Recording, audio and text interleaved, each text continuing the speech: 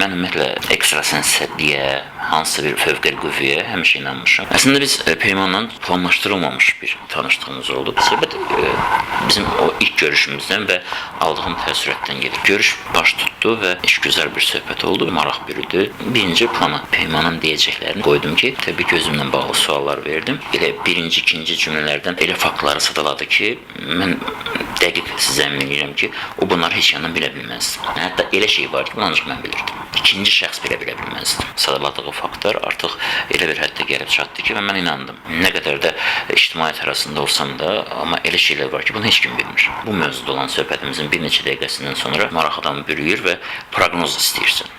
Çox soyuqqanlı onun proqnozlarını yadımda saxladım. Çox qısa müddətdən sonra baş tutmağa başladı. Sanki elə bir o qrupdur. Və dediyi proqnozlar addım-addım baş tutdu.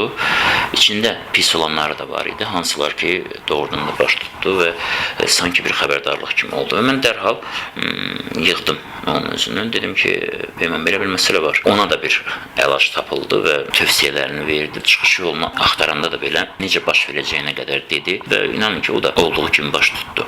Yəni, bu mənim üçün çox maraqlı gəldi və bu adi insan şuuru ölçüsü ilə ölçülmür. Bu cəhalət deyil. Bugün o cəhalət kimi qəbul etdirmək istəyənlər, təqdim eləmək istəyənlər təəssüf ki, özləri də əslində cəhalətdə olduğunu hələ anlamırlar. Nəysə.